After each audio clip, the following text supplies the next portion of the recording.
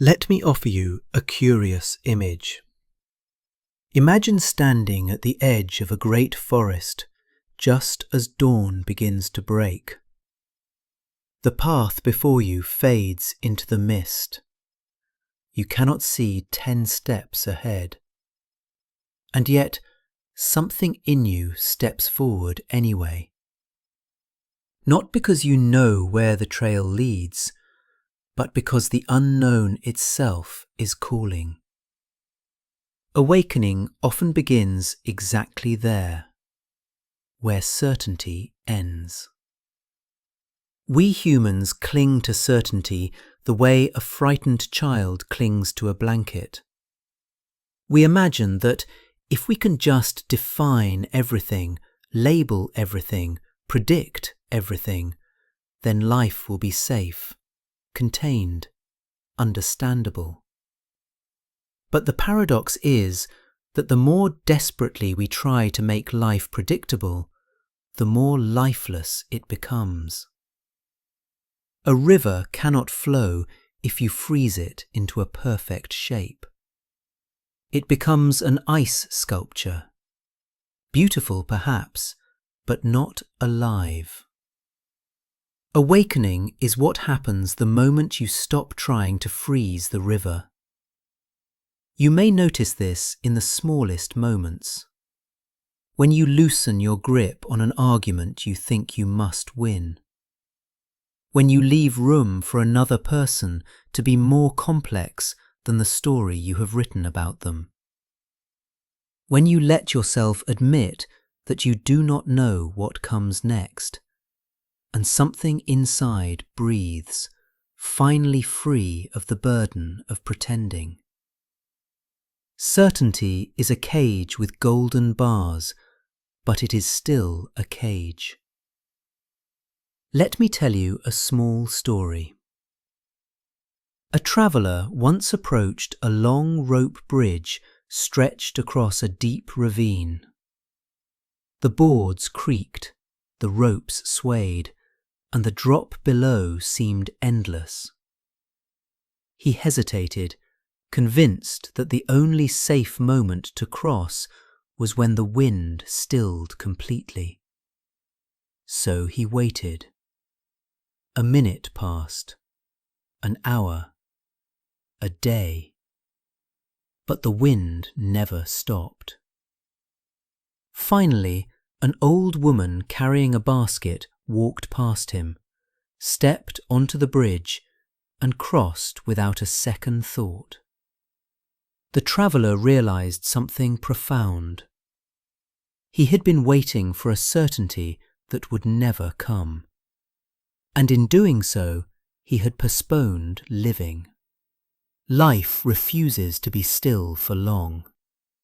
It is a dance, not a sculpture, and the dance begins only when you accept movement that cannot be predicted. Consider your own thoughts.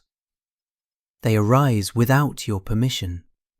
They move with their own rhythm. You cannot decide what your next thought will be any more than you can decide the next wave that touches the shore. Yet you imagine you are in control, steering some mental ship through a tidy sea. But look closely. Your mind is not a ship at all. It is the ocean itself. This realization can be unsettling. It can feel like losing something, as if the ground beneath you has dissolved. But it is not loss. It is spaciousness. The spaciousness that appears when you finally stop insisting that the world must conform to your map of it. Maps are reassuring, but they are never the territory. Most people live inside a map, drawn from old fears, old habits, old stories. They cling to it as if it were reality itself. But awakening begins at the moment the map stops fitting the terrain, and instead of forcing the landscape to match the drawing, You simply look up and start walking. You begin to trust your eyes over your ideas. Now, you might ask, if we abandon certainty, do we fall into chaos? Do we drift without direction? But the truth is gentler. Think of a sailor navigating by the stars. The sailor does not control the sky. They do not freeze the wind or command the tides. They move with them. They respond. They participate. Awakening is participation. It is realizing that you are not a spectator trying to predict the next scene, but a living part of the unfolding drama. The script is not finished, and you are not meant to know the ending. You are meant to live it. Most suffering comes from resisting this simple truth. The ego wants to be certain because certainty creates the illusion of control, and control creates the illusion of safety. But illusions, no matter how comforting, always crack. When life suddenly refuses to match your expectations, the illusion shatters and you feel betrayed. But it was you who demanded that life behave according to a script it never agreed to follow. Awakening is the gentle act of releasing the script. It is not passivity. It is openness, a willingness to be surprised, a willingness to see. And the moment you stop insisting that you know what life is, something miraculous happens. The world regains its depth. Colours grow richer. People become more mysterious. Time itself softens. Instead of marching through your story, you begin to float through it, carried by the current of something infinitely wiser than your plans. Awakening begins where certainty ends. And where certainty ends, wonder begins. You see, wonder is the natural state of a mind that is no longer pretending to have everything figured out.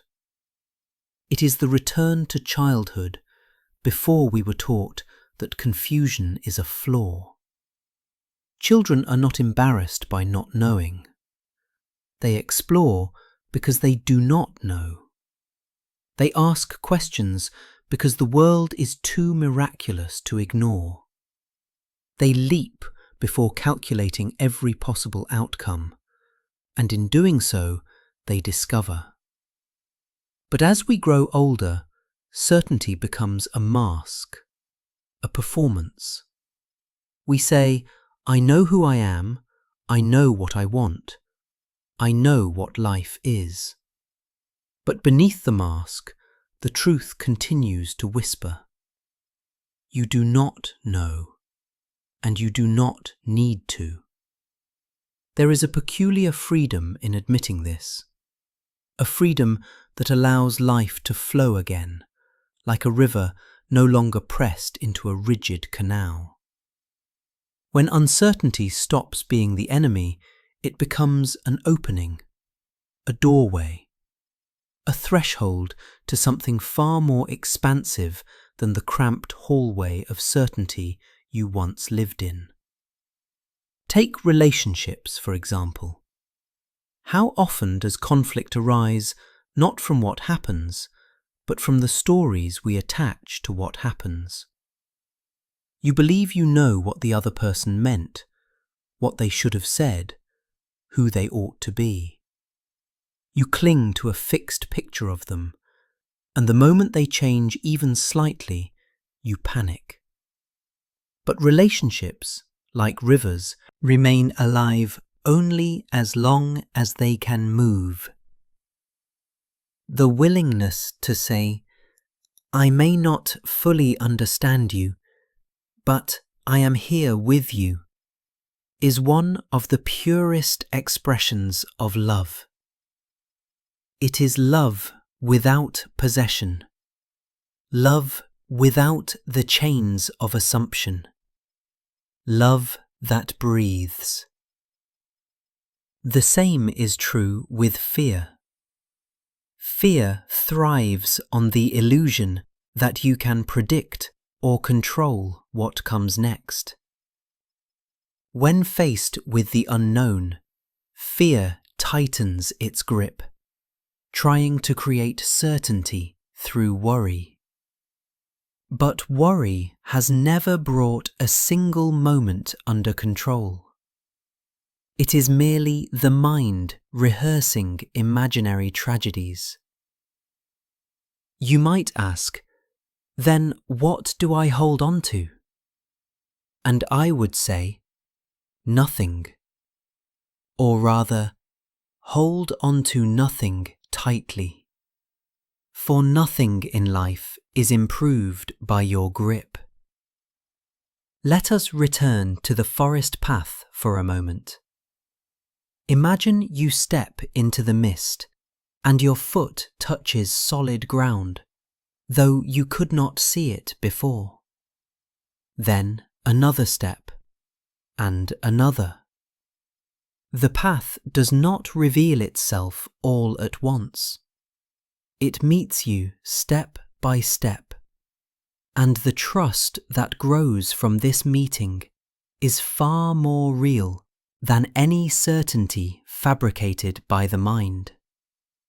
Trust is not built on knowing. Trust is built on moving. Now consider time. We often cling to certainty about who we have been, as if the past were a fixed monolith. But the past is a story recollected in the present. It shifts each time you revisit it. Memory is watercolour, not granite. And the future is even more fluid, a field of infinite possibilities shaped by the smallest gesture of awareness. Yet we try to chain it, define it, bend it into the narrow shape of our expectations. But awakening is the recognition that you cannot control the future any more than you can hold smoke in your hands. All you ever have is the immediacy of this moment. And in this moment, you are free. When you step out of certainty, you step into the living pulse of the present. The present is not a dot on a timeline.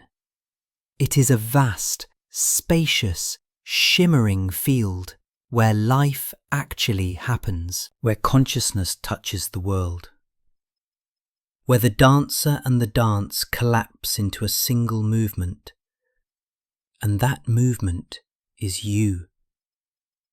Awakening is not an achievement. It is not a state you climb into like the top of a mountain.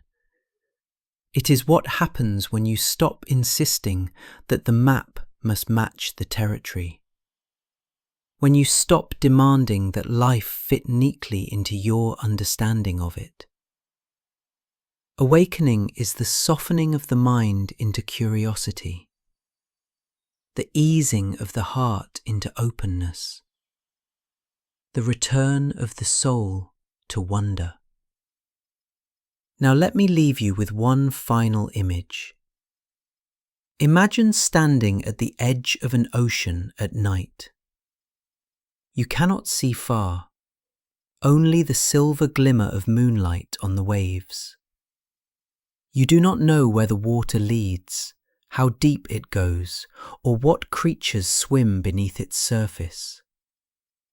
But as you listen, you hear a rhythm, a pulse, a call, and something in you steps forward, not into the water itself, but into the mystery of being alive.